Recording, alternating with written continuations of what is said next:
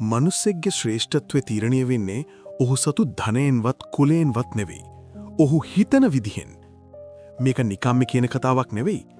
ලෝකයේ දිනපු Elon Musk, Steve job සහ Jeff Bezos වගේ දැවන්ත මිනිසුන්ගේ ජීවිත දිහා බැලුවම මේක ඇත්තක් කියලා ඔප්පු වෙනවා. නැපෝලියන් හිල් ඔහුගේ සුප්‍රසිද්ධ පොතක මෙහෙම කියනවා. ඔබ යමක් ගැන නිතර හිතනවා නම් ඔබ ඒ දේ බවට පත්වෙනවා. හැබැයි මේක ඇත්තනම් ඇයි ගොඩක් මිනිස්සු තවම ජීවිතේ දිනන්න බැරුව දුක් විඳින්නේ? ඔවුන් තමන්ගේ අනාගතය ගැන හිතන්නේ නැද්ද? නැත්තම් තමන් තුළ තියෙන ශක්තිය උන්ට පේන්නේ නැද්ද? අද මම ඔයාලට කියන්න යන මේ කතාව ඇතුලේ ඒ හැම ප්‍රශ්නයකටම උත්තර තියෙනවා. මේ කතාව අවසන් වෙනකන් අහන්න මම පොරොන්දු වෙනවා මේ වෙනුවෙන් වැය කරන කාලය ඔබේ මුළු ජීවිතේම වෙනස් කරන්න හේතුවක් වේවි කියලා. එකමතික කාලෙක ඊටාම කාර්යබහුල දුම්රිය ස්ථානයක එක්තරා හිගන්නෙක් ජීවත් වුණා. ඔහුගේ මුළු ජීවිතේම ගෙවුනේ දුම්රිය එනතුරු බලා ඉන්න මගීන්ගෙන් කීයක් හරි ඉල්ලා ගැනීමෙන්. දවසක ඔහු මෙහෙම ඉල්ලමින් ඉන්නකොට ඊටාම පිළිවෙලට ඇඳගත්තු ලොකු ව්‍යාපාරික පිනමක් තියෙන මහත්තයෙක් ප්ලැට්ෆෝම් එකට එනවා දැක්කා.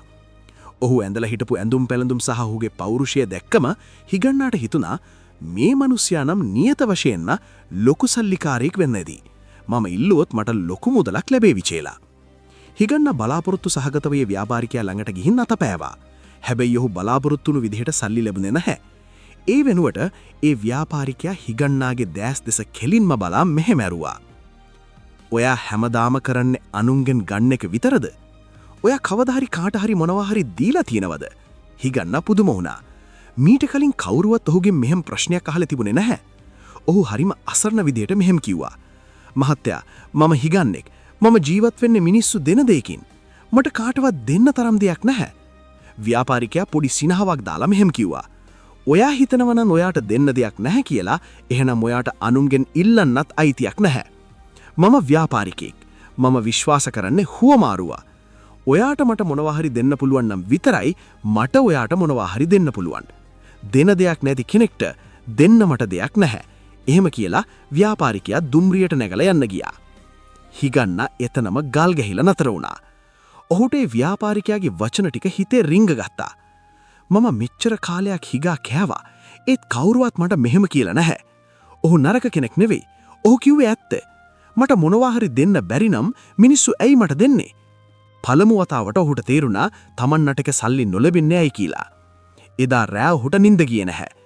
මට මොනවද දෙන්න පුළුවන්? මම හිගන්නෙක් විතරයි. ඒත් ව්‍යාපාරිකයාගේ වචන දෝංගාර දුන්නා.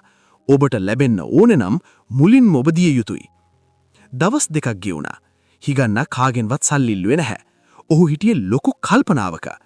තුන්වෙනි දවසේ ඔහු දුම්රිය මාර්ගයේ අයිනේ ලස්සනට පිපිලා තියෙන වන මල් වගයක් දැක්කා. ඒ මල්වල පාට ඔහුගේ හිත ගත්තා. එකපාරටම ඔහුට අදහසක් ආවා. මම මිනිස්සුන්ගෙන් නිකම්ම සල්ලි ගන්නේ නැතුව මම එයාට මේ වගේ ලස්සන මලක් දුන්නොත්? ඔහු ඉක්මනින් ගිහින් මල් ටිකක් නෙලගෙන ආවා.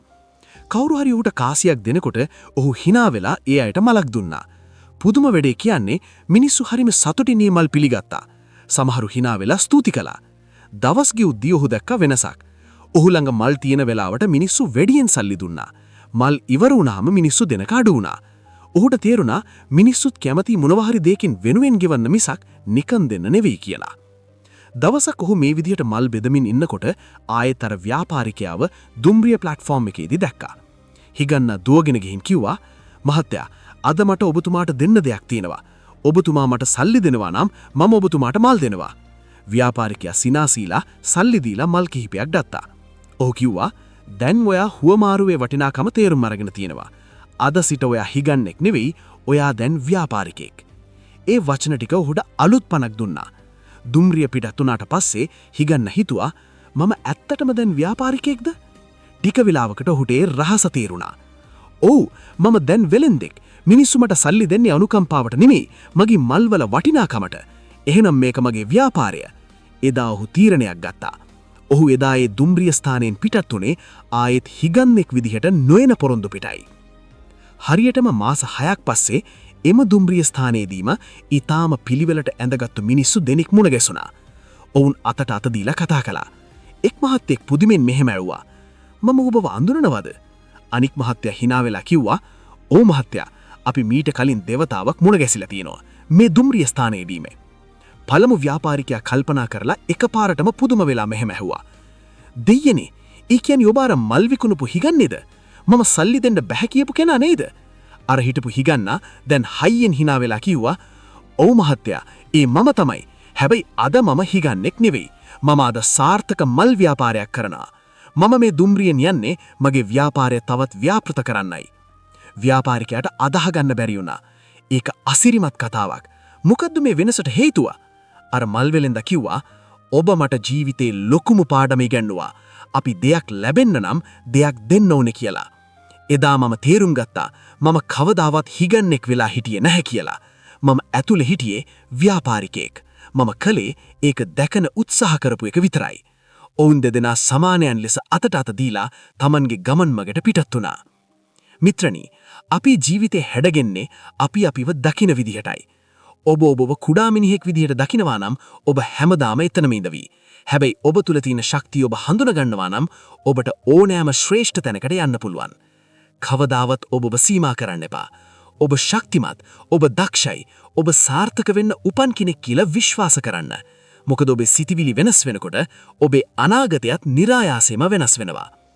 ඔබ මේ කතාවට කැමති නම් මේකෙන් පුංචි හරි පාඩමක් ඉගෙන ගත්තා නම් වීඩියෝ එකට ලයික් එකක් දාන්න. ඒ වගේම ඔයා ඉගෙනගත්තු දේ පල්ලෙහායින් කමෙන්ට් කරන්න. මේ වගේ වටිනා කතා හැමදාම අහන්න අපේ channel එක subscribe කරලා තියාගන්න. මේ කතාව තවත් කෙනෙක්ට දැකීම share කරන්නත් අමතක කරන්න එපා. තවත් මෙවැනිම ලස්සන කතාවකින් අපි ආයෙත් හමු වෙමු. එතෙක් ඔබට සුබ අනාගතයක්.